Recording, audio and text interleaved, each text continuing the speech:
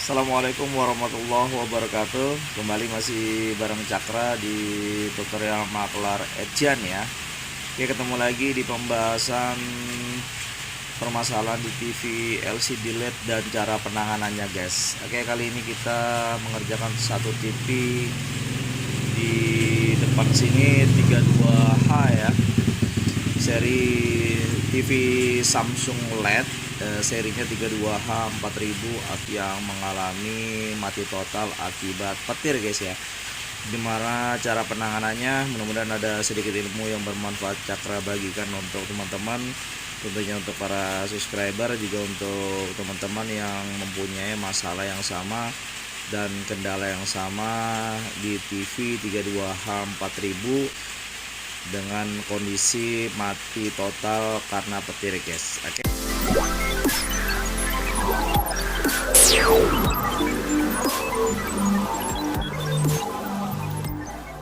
Oke guys, ini TV yang akan kita tangani ya untuk seri 32H 4000 ya, dengan kerusakan mati total. Lepas ini langsung kita eksekusi guys. Oke, balik di tutorial maklar Edjan ya, tentunya bareng Cakra guys. Oke, ini penampakan dari isi TV yang akan kita kerjakan ya, seri 32H 4000 ya. Oke, dengan kerusakan mati total guys. Oke, di sini ada power supply, terus kemudian di sini ada mainboard ya. Oke, sorry sedikit suara ini, lagi turun hujan guys ya. Oke, di toko guys ya, ini lagi turun hujan. Oke, kita tutorial sedikit cara perbaikan seri ini dengan kerusakan mati total ya. Oke, step-step langkah yang perlu kita lakukan. Pertama ya, ini di sini ada power supply ya, ada kabel yang menghubungkan dari power supply menuju ke mainboard. Ini kita lepas dulu guys ya. Oke, jadi untuk mengetahui apakah dari power supply bermasalah atau dari mainboard yang bermasalah ya, di sini Anda bisa lepas, atau juga yang di sini juga Anda bisa lepas ya. Oke, kemudian untuk memastikan power supply atau mainboard yang bermasalah ya, kita akan coba pasang dulu untuk catu dayanya, untuk kabel AC nya ya. Oke, kita nyalakan. Jadi kalau ini tahap awal pengecekan apakah power supply atau mainboard yang bermasalah ya. Oke, kita nyalakan. Oke, nah ini sudah kita cucuk ya. Nih kita cucuk. Oke, saudara nyala ya. Oke, nih. Nah, kemudian untuk mengetahui power supply bermasalah atau tidaknya ini sangat gampang guys ya. Tadi step awalnya kita lepas, terus kita cucuk di sini listriknya. Kalau untuk jenis Samsung rata-rata kalau power supply itu aman, dia pasti lampu backlight itu pasti nyala guys ya. Nah, ini tidak nyala sama sekali, ini gelap ya. Ini kelihatan dari sini nih. Ini gelap sama sekali ya. Tuh, sama sekali gelap. Yang harusnya ini ada lampu karena dia untuk power on backlightnya kerja ya kalau untuk jenis Samsung ya. Jadi berbeda dengan merek yang lain seperti LG, harus di jumper dulu untuk mengetahui backlight bekerja atau tidaknya ya, tegangannya guys. Oke ya, ini jadi bisa dipastikan untuk power supply ini bermasalah ya, ini mati total ya, karena indikasi untuk lampu backlight ini tidak nyala guys ya. Harusnya kalau power supply normal ini nyala guys ya. Kita akan coba bongkar-bongkar di power supply aja. Kita juga belum tahu apakah mainboard bermasalah atau tidak ya. Oke, setelah power supply ini tegangannya normal dulu, baru bisa memastikan untuk mainboard ini aman atau tidaknya guys. Kita langsung bongkar ke power supply nya guys. Oke ya, untuk power supply sudah kita lepas ya, scoopnya kita taruh situ aja.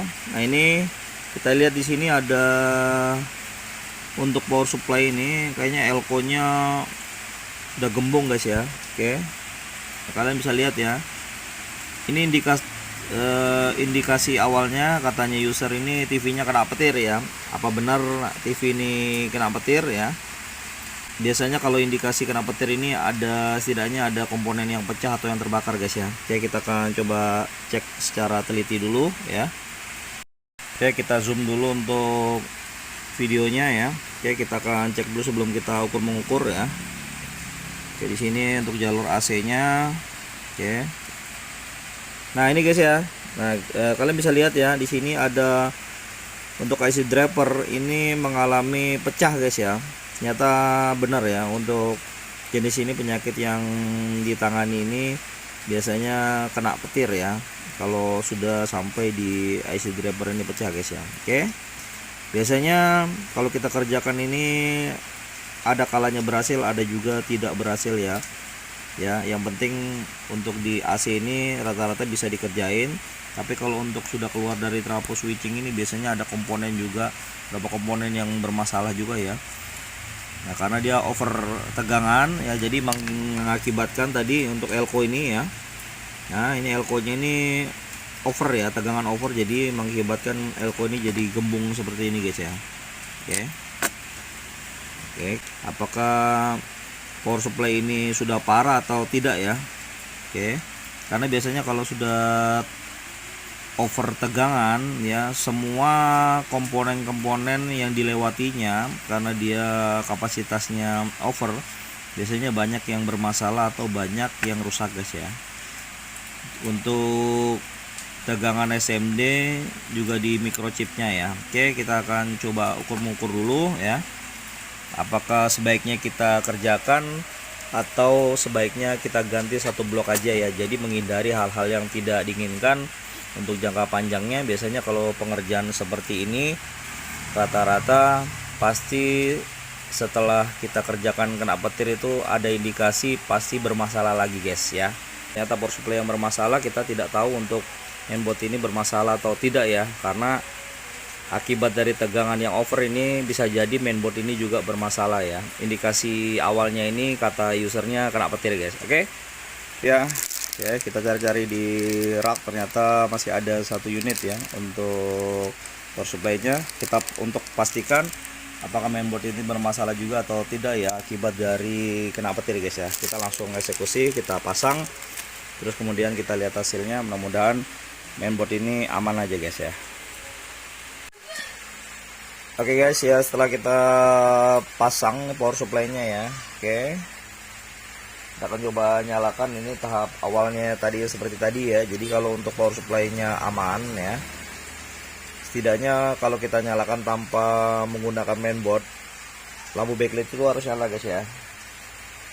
Nah, ini untuk power supply yang tadi ya, yang parah tadi karena banyak yang terbakar. Di sini ada komponen juga ya. Jadi untuk power supply ini lebih baiknya kita ganti aja guys ya, karena biasanya kalau sudah kena petir ini over tegangan bisa juga mainboard bermasalah ya. Oke, kita akan coba nyalakan ya. Ini tanpa menggunakan mainboard dulu ya. Oke, nah ini power supply sudah kita nyalakan tanpa mainboard. Nah, harusnya seperti ini guys ya. Ini lampu backlightnya berhasil nyala ya. Oke, langsung kita akumulasikan ke mainboardnya guys ya. Oke ya, kita langsung pasang ke mainboardnya guys ya.